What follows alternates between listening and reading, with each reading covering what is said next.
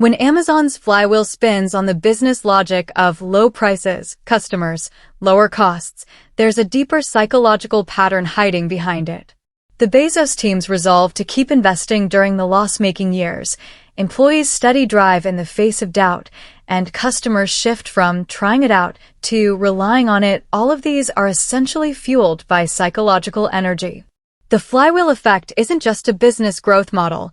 It's the psychological process behind how human behavior moves from passive initiation to active circulation. Breaking it down through a psychological lens, its core lies in three dimensions: the accumulation of psychological energy, the kick-in of reinforcement mechanisms, and the breakthrough of self-efficacy. Together, these push the flywheel past the struggle phase and into the self-accelerating phase. Initial push, energy activation to break psychological inertia. The tough first spin of a flywheel lines up with what psychologists call breaking psychological inertia. Humans are naturally wired to stick to their current state. This is loss aversion, a core idea from Kahneman's prospect theory. Starting a new behavior means fighting against comfort zone dependence, and that takes enough psychological energy to kickstart. At this stage, two things from self-determination theory become key drivers: intrinsic motivation and external triggers. Intrinsic motivation provides active energy. Take Sarah Blakely, the Silicon Valley founder of Spanx, for example. When she first wanted to design a comfortable shapewear piece, she faced double trouble: no design experience and no industry connections. Factories turned her down over and over. But her intrinsic motivation, her belief in solving a pain point for women's clothing, kept her going. She spent 3 hours every day researching fabrics and visiting factories, even when she saw no progress for 8 straight months. This kind of intrinsic motivation, driven by autonomy needs, being in control of your actions, competence needs, wanting to get better, and relatedness needs, helping others, is like pouring core fuel into the flywheel. It helped her push through the frustration of the early stage. External triggers, on the other hand, provide supporting energy. The micro-habit trigger method, used by many US and European companies, is a perfect example. Todoist, the US productivity app, sets an initial task threshold for new users. Right after signing up, it recommends their first task be spend 10 minutes organizing your work, not create a full-day plan. This low-difficulty external trigger eases initiation anxiety, a psychological phenomenon called task avoidance, helping users breeze through that first spin. As Todoist's user surveys show, 78% of users said it was starting with those 10-minute small tasks that helped them build a long-term planning habit. Eventually, they formed a flywheel of finish a small task, get a sense of accomplishment, take on harder tasks. Positive cycle, self-fueling through psychological reinforcement. Once the flywheel gets going, the idea that no effort per spin goes to waste basically comes down to how reinforcement theory works in psychology. The outcome of a behavior feeds back into the behavior itself through positive reinforcement, like a sense of achievement or a reward, creating a closed loop of behavior, feedback, stronger behavior. This self-fueling psychological mechanism is the core engine that keeps the flywheel turning, and it usually shows up in two ways. Immediate positive reinforcement, small feedback adds up. The success of Peloton, the US fitness platform, relies on a user flywheel built with immediate reinforcement. In its cycling classes, every time you finish 1 kilometer, a progress bar update pops up on the screen. Every time you overtake a virtual opponent, you get a cheer animation. After the class, it generates a calorie burn report and syncs it to your social circle. These instant feedback loops, what psychologists call continuous reinforcement, let users feel a constant sense of control, a core need from self-determination theory. Over time, this turns into a cycle of finish a class, get feedback, look forward to the next class. The data says it all. Peloton's paying users average 12 rides a month, way more than regular gym-goers. That's the flywheel effect driven by immediate reinforcement in action.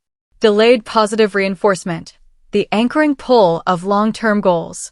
Academic growth flywheel programs used by colleges in the US and Europe use delayed reinforcement to keep students invested long-term. Take Harvard's Writing Skills Improvement Program, for instance. It doesn't have short-term exams. Instead, it sets a long-term timeline for students.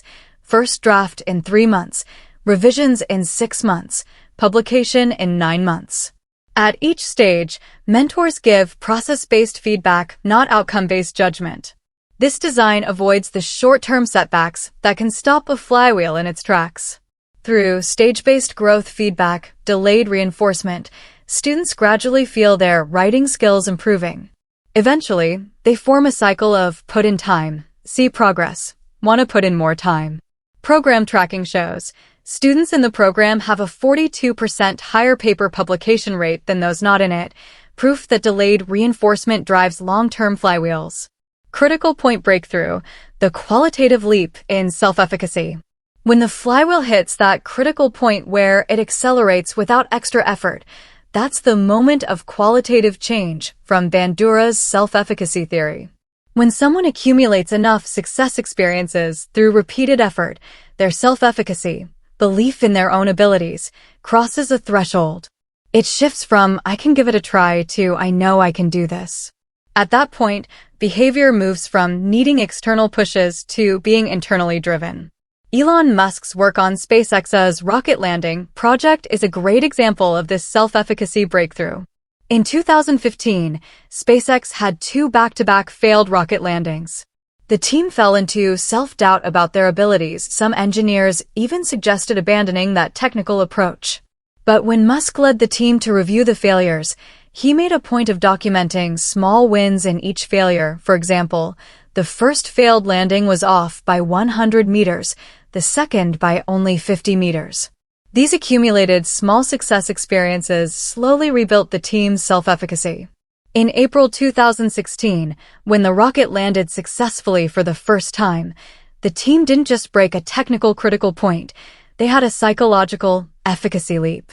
After that, SpaceX's rocket landing success rate jumped from 30% in 2016 to 98% in 2023, and the flywheel entered the self-accelerating phase. This critical point breakthrough is common in personal growth too. Just look at author Stephen King's writing flywheel. Early in his career, he stuck to writing 2,000 words every day, even when he got rejected over and over for his submissions. When his novel Carrie was first published and became a bestseller, his self-efficacy had a qualitative shift from wanting to be a writer to knowing he could keep creating.